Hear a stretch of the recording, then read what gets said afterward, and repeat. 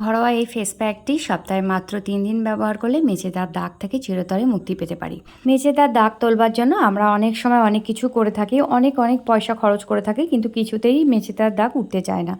ঘরোয়া হাতের কাছে কিছু পাওয়া উপকরণ দিয়ে খুব সুন্দর একটা ফেস প্যাক আমি তৈরি করে দেখাবো, যেটাতে নিয়মিত ব্যবহার করলে নিয়ম মেনে তাহলে মেচেদার দাগ কিন্তু অনেকটাই ফেড হয়ে যাবে।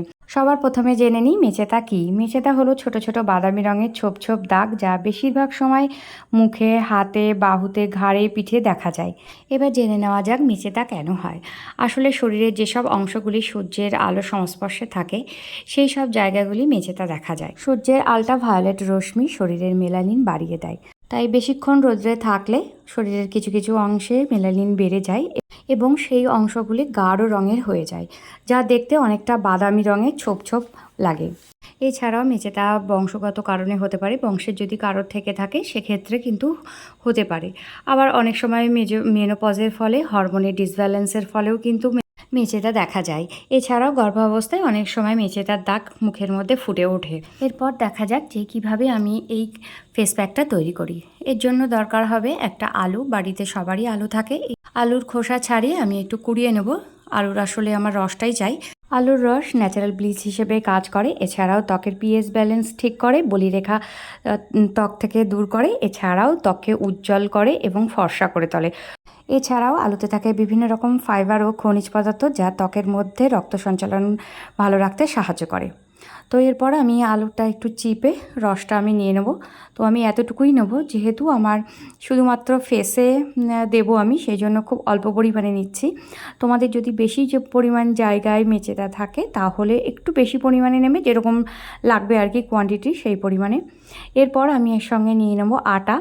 তো আটা কিন্তু খুব ভালো এক্সফোলিয়েটারের কাজ করে এবং যাদের খুব অয়েলি স্কিন তাদের ক্ষেত্রেও কিন্তু আটা ভীষণভাবে কাজ দেয়। তারপর আমি নেব একটুখানি লেবু। লেবুতে যদি তোমাদের অ্যালার্জি থাকে তাহলে লেবুটা পুরোপুরি বাদ দিয়ে দেবে, তবে লেবুটা দিলে খুব তাড়াতাড়ি মেচেদার দাগটা তুলতে সাহায্য করবে। পাতিলেবুর মধ্যে থাকা অ্যাসিডিক উপাদান ত্বককে ভেতর থেকে পরিষ্কার করতে সাহায্য করে। এছাড়াও বিভিন্ন দাগ ছোপ কিন্তু খুব ভালোভাবে তুলে দেয় এই লেবুর রস।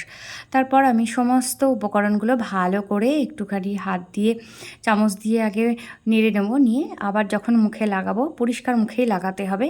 লাগানোর আগে আমি হাত দিয়ে একটু গলিয়ে নিলাম, নিয়ে সমস্ত মুখে আমি এখানে লাগিয়ে নেব। তো একটু মোটা করে লাগিয়ে দেবো যাতে শুকাতে বেশ খানিকক্ষণ সময় লাগে, এবং এটাকে জোর করে শোকানোবার কোনো দরকার নেই। ফ্যানের তলায় বসে বা এমনি কোনো কিছুতে হাওয়া দিয়ে কোনো দরকার নেই। ন্যাচারালভাবেই সিম্পল ওয়েতেই এটা শুকাবে, যাতে আমাদের স্কিন অনেকক্ষণ এই রসটাকে ধরে রাখে এবং আমাদের স্কিনের ভেতরে গিয়ে মেচেদার দাগটাকে ভেতর থেকে, গোড়া থেকে তুলতে সাহায্য করে। এরপর দেখো আমি 15 মিনিট পরে চলে এসেছি। 15 মিনিট পর আমি হাতটা একটু জলে ধুয়ে নিয়েছি, মানে ভিজিয়ে নিয়েছি। নিয়ে আলতোভাবে হাতটা দিয়ে যে জায়গাগুলো বিশেষ করে ব্রাউন স্পট পড়ে রয়েছে, তো সেইগুলোতে হালকাভাবে একটু রাফ করে আমি একটু ভালো করে মুছে নিচ্ছি। যদিও আমার মুখে কোনো রকম দাগ নেই, তবুও যাদের এরকম সমস্যা আছে তারা এরকমই করবে আর কি, হালকা হাতে দাগের জায়গাটা একটু রাফ করে নেবে। এরপর আমি সুতির ভিজে কাপড় দিয়ে কিছুটা মুছে নিয়েছি। তারপর মুখটা আমি ট্যাপ ওয়াটার দিয়ে ধুয়েছি। নর্মাল জলে আমি ধুয়েছি, তোমরা চাইলে হালকা উষ্ণ গরম জলে কিন্তু মুখটা ধুয়ে নেবে।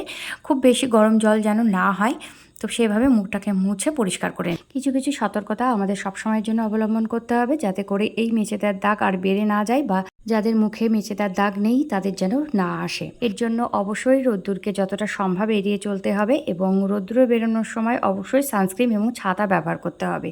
ত্বককে ঠান্ডা রাখতে হবে, আর সপ্তাহে অন্তত 3 দিন ত্বকে এক্সফোলিয়েট করতে হবে। শেষে বলবো খুবই গুরুত্বপূর্ণ একটা কথা, যেটা হচ্ছে ধৈর্য ধরতে হবে। মেচেদার দাগ কিন্তু রাতারাতি যায় না। যে যতই বলুক না কেন যে রাতারাতি চলে যাবে, একদমই যায় না। তার জন্য ধৈর্য ধরতে হবে, আর সপ্তাহে 3 দিন করে প্যাকটা লাগাতে হবে।